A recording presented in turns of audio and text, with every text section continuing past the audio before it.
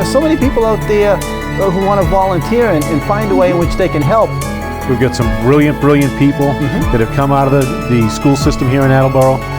You actually perform as an elected official the way people should. There are no agendas. Nobody has any projects that they have to complete, but we're just sharing information.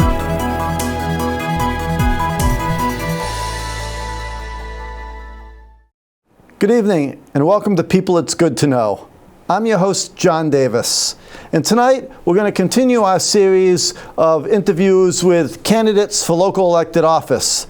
This evening we're fortunate to have with us City Councilor Nicholas Lavoie. Nick, thanks so much for being here. I really appreciate you taking the time out of your busy schedule to come on and share with the people out there in the city about some of the things that you've been working on and some of the things you're gonna work on. But first, for those who maybe don't know a lot about you, you want to give a little brief background for them? Yeah, absolutely. So I'm a lifelong Attleboro resident, multi-generational. My grandparents were both business owners here in Attleboro. My grandfather, Douglas Livingston, was on the WARA, called some stadiums up at Sullivan Stadium. Some football games rather. My grandmother owned the Slim Shop downtown. And so my family's been here ever since. I'm a small business owner myself, and I have 13 seasons of combined youth sports coaching. So it's just, I try to stay involved with the community. I love Attleboro. I'm big on Blue Pride. And I'm just very fortunate to be here and more fortunate to be able to serve on the Municipal Council. And that's great. Now, you're in your first term, so you've basically been a councilman for a year and a half now. Yep. And what exciting things have you had the opportunity to experience? Well, aside from realizing how fast time goes by, right? Because I feel like I was campaigning yesterday, and then I feel like inauguration was, 12 hours ago. It just went by so fast. But I think I'm learning a lot more about, just kind of how money moves through government. A lot more of the secured procedures. Every transfer has to be voted on, which I think, as a taxpayer, you don't see that if you're not watching all the meetings, or maybe you don't know the extent of it. It makes you feel a lot better knowing, our dollars are well watched. You realize there are more checks and balances than the average person realizes. Absolutely, yeah. I think, the misconception is just spend, but there's a lot of, lines that have to be signed off on and votes that have to happen for even just to move money to another account for no spending reason, just to move the money to another account, that all has to be voted on. So it's little things like that you don't realize until, you're there every other Tuesday night making those votes happen for those transfers. Right. Now you mentioned how quickly time goes since you were elected. Since then, you and your wife have had one child and are expecting a second. Yes. And congratulations on both of those. Yeah, I have. She'll be 11 months old in 5 days. It's my daughter Aria, and we have a son on the way, due in February. Which, that's great. As I know you're familiar with, I do snow work, so that'll be. We're gonna hope for a mild winter, let's hope. Or at least an early ending winter. But it's very exciting and very fortunate to be able to start raising our family here in Attleboro, and that was a big driving force to why I decided to run. Just about ensuring a strong community. I don't think that Attleboro was desperate for someone like me. I just think that, I'm just an asset for Attleboro to have. That's kind of the mindset I had. And I didn't think I was going to go in there and save the city, like Superman. But I thought, I can bring good ideas. I can help protect tax dollars and really just kind of drive home, how I feel Attleboro was for me and protect that. So, growing up here, from, being born at Sturgeon Memorial Hospital and now living here for 30 years, obviously I want to ensure that, the community that we all love is here and thriving for my children, my grandchildren, and someday when I'm gone, my great-great-grandchildren. So. Well, you never know how many generations you might get to see. You never know. See. But I've always thought the council works best when you have diversity, and I think you're one of the younger members, if maybe the youngest member. I am the youngest, only by some months. You're also a business owner, and as you said, you've got a lot of experience being involved with the youth through youth sports. I think that brings a lot of diverse experience to the council. What are some of the things that you're hoping to do maybe in the near future, or should you get reelected to another term, things that you might like to see happen during that time? Yeah, so one thing I really want to do is start looking back on some of the ordinances that are kind of outdated, that are, restricting small business owners downtown. I know you're extremely familiar. When I first ran back in 17, 18 in the special election, it was you and I, and it was funny because we would have like the debate and the round tables, and we would argue the same points. Oh yeah, and, I mean, we're beating the same drum. Yeah, exactly. We are the community of regulations as to why you can't do anything. Exactly. Yeah, so, there's, as you know, there's a lot of ordinances and a lot of different measures in there from the 70s, 80s, 90s. Things that once upon a time might have made good sense in a different time frame. Absolutely. And now with technology, with the expediting of how things work, how fast the world turns, it seems, there's just a lot of mundane things that we just have to clear out of the way. And that's one thing I'm really looking forward to doing. Obviously a newer counselor, it took a bit to get, my feet into it. I came in well prepared. I always say, it's the second language to know how to speak on the floor and how to vote and open a committee, close a committee. I always tell people that it's easy to watch at home or to stand in the back of the room and watch. But it's the minute you sit up in the front there with the cameras on you, it really gets a little bit trickier. It does. And sometimes I'll have it all in my head. I'll recite a couple times what I want to say.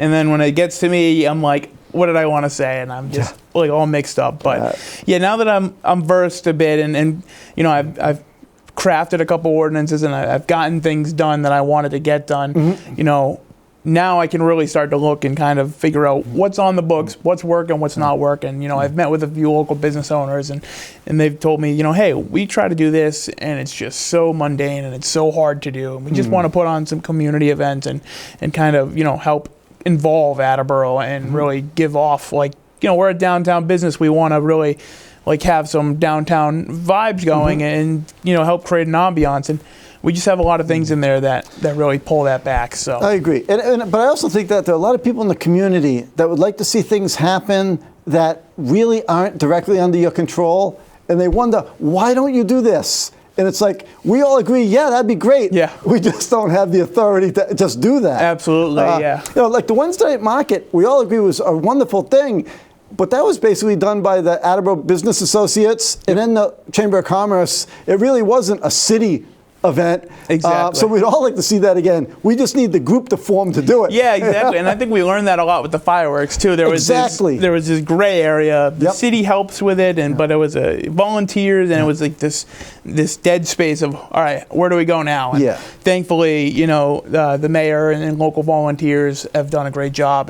And we had fireworks this past year, and we're going to have a great 250th celebration for America. And I know your mom played an integral role in that happening. And that's great. She's still there, and they have a meeting tonight as well. So she's always telling me all about the fireworks. It's a long process. It really is. And that's the thing. The more people get involved, the more they find out, nothing is as easy as it sounds. Yeah. Well, it's funny because we've seen, they started with, I think, like 20, 30 members, and then it dropped down to, 10 committed, and then after it, only 5 come back. And, people realize, and it's the same with boards and commissions, and people get in there, and it's like, oh, wow, this is a part-time job. Sorry, I did not know. And there's nothing wrong with that. Right. But I think there is a role in local government for almost everybody, because we do have, as you said, a lot of boards and commissions and groups that maybe aren't as time-consuming, some more, some less. Yeah. And so, I mean, like you, we all try to encourage everyone we know to get involved. Have you found that there are many people of your generation that seem to be getting involved? I don't know. I'd like to think so. I think when you look at the bigger picture, whenever I'm at certain state events, or when I run into let's say Paul Feeney, and just other state delegation, I find that they have a lot of younger aides who are interested in government. People, the staffers are really interested in government, and they tend to be younger. But that's more, I would say, abroad. Locally, I feel like it's hard. I know a lot of my friends are heavy opinionated, but will they run and will they do all the footwork? I don't think so. Typically, they reach out to me and they're like, I can't even believe you're doing this, and you have the time, and you're willing to get people complaining online. It's like, isn't it funny how many people say to you that they have a hard time even watching? Yeah. It's like, I can't even watch that every Tuesday. Yep. And I love it.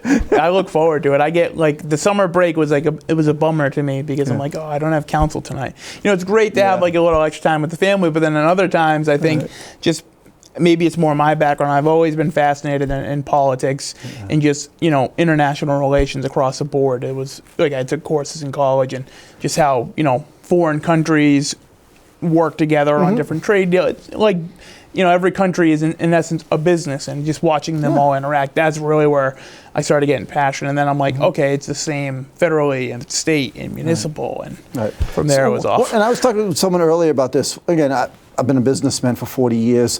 One of the things that we sometimes find is that when business people get involved in government, they're amazed at the amount of bureaucracy and how it's different. It's different than owning your own company. Yeah. You want to elaborate on what you found? Essentially, obviously, of course, too, on a company standpoint, if, myself, my business partner, if we look at something that doesn't make sense, we're just going to cut it, right? Right. But, you don't have people pressuring you. Exactly. But it's so different on the city level, and you have, department heads who are going to advocate for their department, and then you're going to have other organizations that rely on certain funds. And so it's just, there's so much, it's such a big network, and there's so many, shoot-offs from every branch, and it's really hard to just kind of, I think everyone has this great picture of getting in there and just, cutting waste and doing all these magical things, and they don't happen. And especially on the governmental side, it's like inflation to a government is ridiculously far more outpaced than the commercial hemisphere. In my industry, we'll see moderate inflation here and there, but I mean, the cost of a fire engine is up $120,000 for no reason other than the city's demand. medical insurance. Absolutely, that's just... it is 19% of our expenditure, 19.1% of our city expenditure. It's for insurance. So of all the dollars that are spent out, 19.1% is health insurance. And I know HR they're working hard to try to get that rate down, and every other city and town across the Commonwealth and the nation is as well, of course. But it is a hard feat, and it's really hurting the schools as well. I mean, of course, it's impacting the city, but I mean, it's a huge part of the school's budget that is already far too low. Yep, no, I agree. And, a lot of people ask questions like about the schools, but really, as a councilman, you pretty much just approve a lump sum, and then it's the whole responsibility of the school committee. Yeah. And some people don't quite grasp that and probably give you a hard time along the way, I imagine. Yeah, exactly. And I mean, like you said, we get the one big number, and we meet with them and make sure they're satisfied with it. And this year they had said they were pleasantly surprised with what we were able to give, from the city side. But yeah, it is tough, and the state doesn't hold their fair share of the bargain just because of Proposition 2.5. And so it makes that net school spending a hard task to beat. And, the mayor's done a good job. I think that this administration as a whole has done a really good job to help with that budget, but we're just so far off. And there's just, there really is no room to give. And it's just, and here's the point where you and I could talk all night about how the only way out of this is through business growth. Yes. It's the only way to dig ourselves out of the situation that we've gotten into over 50 years of getting here. Yeah. And neither of us may be around by the time we dig ourselves out of this hole. Yeah. But now you're in essentially the construction business. Yeah. So landscaping, hardscaping, light construction, snow removal in the winter. But we do property maintenance kind of. Yeah, exactly. We do a lot of patios, retaining walls. We're in swimming pool installations, like bigger projects. Well, it certainly gives you the opportunity to meet a lot of people just through work. Absolutely. And probably a diverse group of people. I bet that was one of the things you found, right, when you first ran for office, is that Attleboro's more diverse than you think, huh? Once you get out there and start talking to people. Yeah, and I was talking to somebody today, too, because they were kind of asking me more of, like, party-related questions of, like, how do you, like, feel people respond in Attleboro? And, like, how are they voting compared to, maybe, like, the national demographic breakdown? And I said, well, in Attleboro, it's really unique because, you could go to anyhow, you can see that maybe they vote Democrat every election or they vote Republican every election.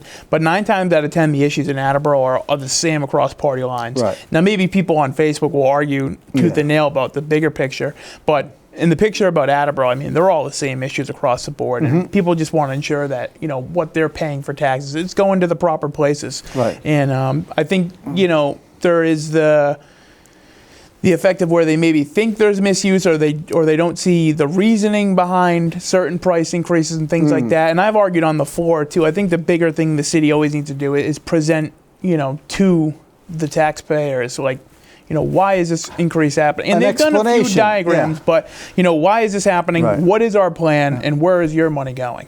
Right. So a good example is the water and wastewater rate increase. Everybody's not happy with that. I'm a ratepayer as well. I don't have well Right. or septic, so I utilize both. And, so it's a big deal for me too. And for most of the years that the city was not increasing at a proper pace, I was not old enough to be a ratepayer. Right. But, I'm still footing the burden at 30 years old. And, Right. And that is the reality. For exactly. many years, when guys like me were young, we weren't putting money into our infrastructure. So now the problem is, how do we pay for the new water pipes? They should have been new water pipes 30 or 40 years ago. Yeah, exactly. And you have an unfunded mandate, right? There's the famous saying. But well, you have to keep your water quality to a certain level. Yeah, and you have a $140 million EPA mandate on a new wastewater facility. And that's a tough pill to swallow. Yeah. And, we have a consultant firm that comes in and they review the process. And, here is what you need to do to feasibly pay for that without in 10 years from now saying, hey, everyone owes 10 times their water bill, right? And so that's the fine line, and things like that really need to be demonstrated, right? What is the plan? The plan that we get, I want the residents to have. Right, because if you can communicate well with people, most people will understand. They may not agree, but at least if they know what you're using as reasoning, they're going to walk away, okay. Yeah, exactly. And again, no one's happy to pay more. So no, of course not. At no point, of course, will they be happy. But if they can say, all right, as long as it's not going to, John Smith's wallet, that's okay, right? Yeah. You're not going to change human nature, but you can change how information is shared with people. Exactly. Now, I imagine you've already started going door to door for this year's campaign. And how is that going? What are you running into talking to people? Honestly, feedback's really good. I've knocked a lot of doors that I knocked couple years ago, and even people that just told me, I don't know if I'll vote for you. This time around they've told me, I didn't vote for you, but I'm gonna vote for you. I like what I've heard. I was a little skeptical of your age, or I was just a little skeptical. I kind of liked other candidates. That is an Attleboro thing. It is.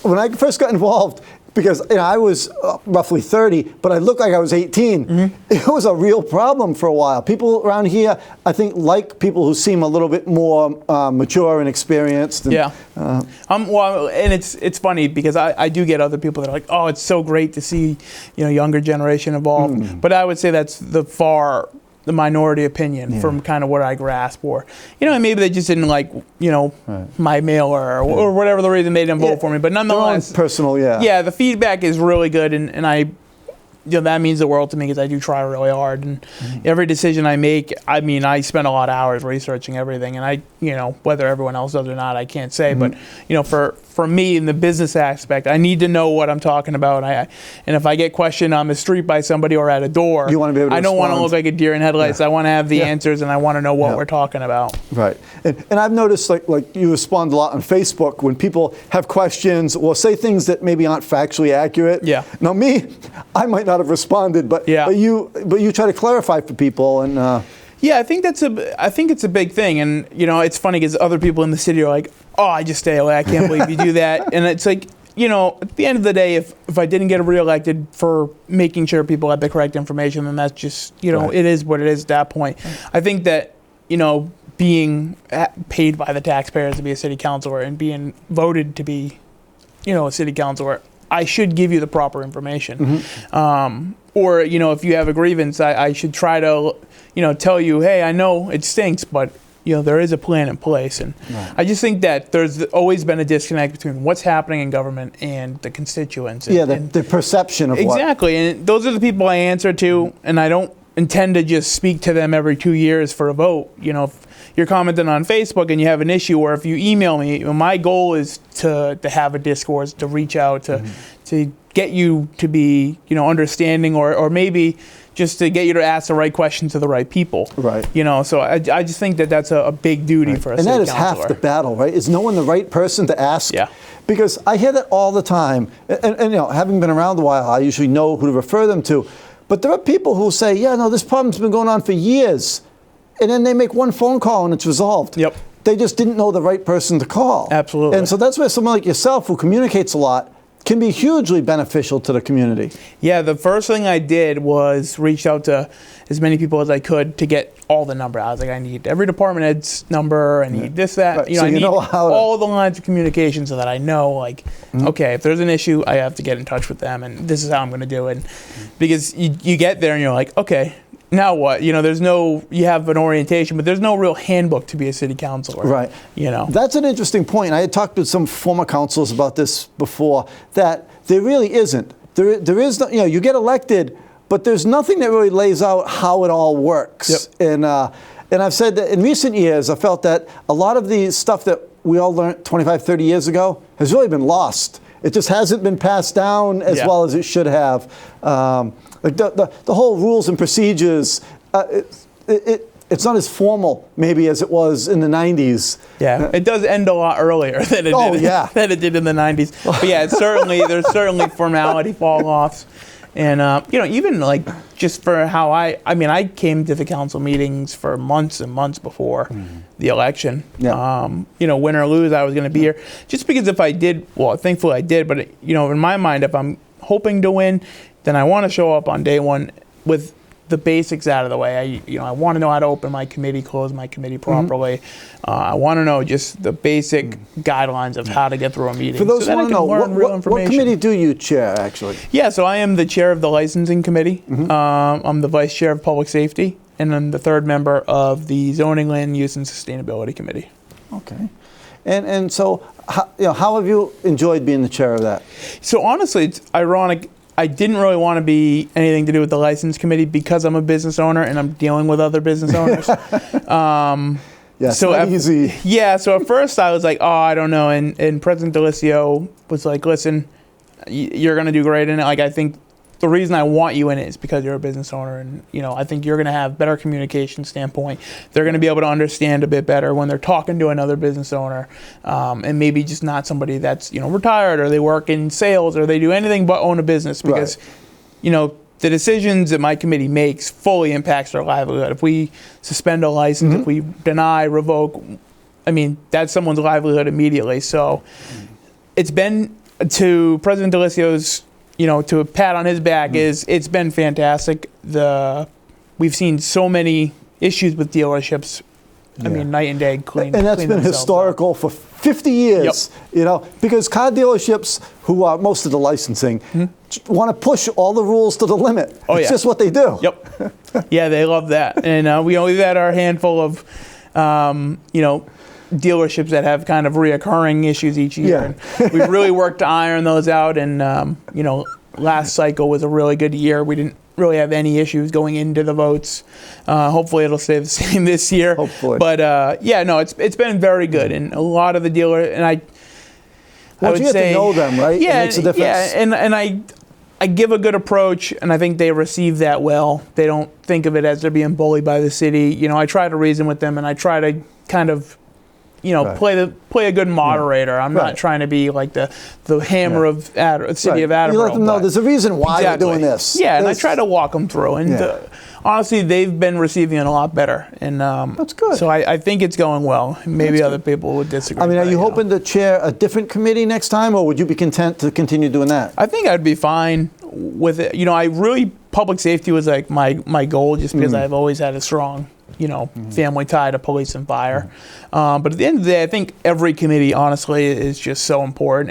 And, now where we all kind of engage and speak on, it really is all the measures. So, yeah, exactly. And I really do enjoy getting out there and being able to, help some of the people who are having, issues with a dealership, or they're having issues with, maybe a certain, temporary permit that wants to be pulled, or anything like that. I like that I can help residents directly.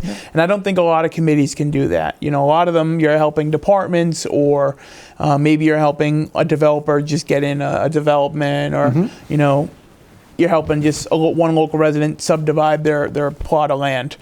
For me, it's people that are typically in need, or they've gotten a car that's just falling apart. Dealership's not helping them with a warranty. the Attorney General's office takes forever. Someone's got to have their back. Someone's got to have their back, exactly. And for me to be able to protect the consumer in Attleboro, whether they live in Attleboro or not, we want to ensure that everyone that shops in Attleboro is protected as well. So I take a lot of pride in that. It was nothing I thought of going into the committee, but yeah, I'd absolutely would take it again. I might even ask for it again if reelected.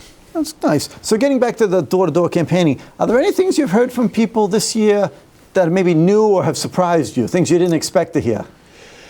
Honestly, I didn't expect for so many people to be in a positive viewpoint of how Attleboro's going. A couple of years ago, I would say a lot of people were just really worried with how the city was going.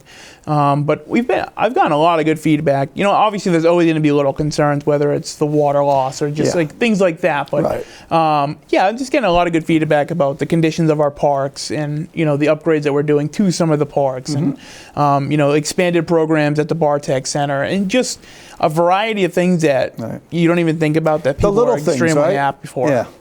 It's true. We can always find a few things to be angry about, but there are plenty of things that we do have here in Attleboro that a lot of other communities just simply don't have. Absolutely, and I think that's the great thing about my wife being from Connecticut is, she's like, I can't even believe there's a zoo here and just all these parks and all these options that we have, and even some of the hidden parks. I can't remember the name of it, but it's on Newport Ave, right before May Street. There's that small park right on the right-hand side, and it has like a lot more of like stuff that we would bring, obviously an 11-month-old to, like the wooden train. Yeah, exactly, right? And just little parks like that. When I tell her, and she's like, "Oh wow, I drive by that, I never even realized it."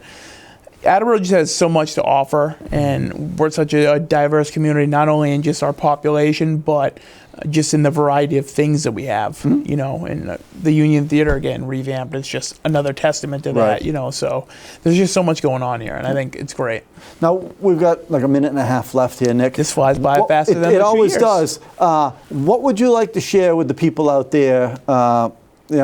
Basically, it's your opportunity to talk to the constituents who, in 5-6 weeks, are going to decide which 5 of the 8 candidates represent them as at-large councilors. Feel free to share whatever you would. Yeah, no, I really hope that if you didn't vote for me, then hopefully by now you maybe have a good consideration to vote for me. But yeah, if you just want someone in there that it really wants to protect your tax dollars, really wants to make sure that money is spent properly and that we're saving for the infrastructure needs down the road, then I'd like to think that I'm your candidate, and I would really hope that you would vote for me for re-election. 2 years goes by fast, and I have a lot more to give. And I was really proud to pass the free dog licenses for seniors and disabled veterans. Seniors was a big talking point for me, and I'm happy to be able to live up to that a bit. But I have a lot more to give and a lot more good ideas, and I hope that you would consider voting for me on November 4th. Well, Nick, thanks again for being here this evening. I mean, as I said, all the candidates, I wish you all the best of luck, because we're fortunate in Attleboro to have a lot of good people interested in running for public office, and hopefully come election time we'll see you back in office, and hopefully after that you can come back on the show and tell people about what you're going to do in your next 2 years. That sounds great. I'm happy to be here. All right, thanks a lot, Nick. And thank all of you for turning in to another episode of People It's Good to Know. There are so many people out there who want to volunteer and find a way in which they can help. We've got some brilliant people that have come out of the school system here in Attleboro. You actually perform as an elected official the way people should. There are no agendas. Nobody has any projects that they have to complete, but we're just sharing information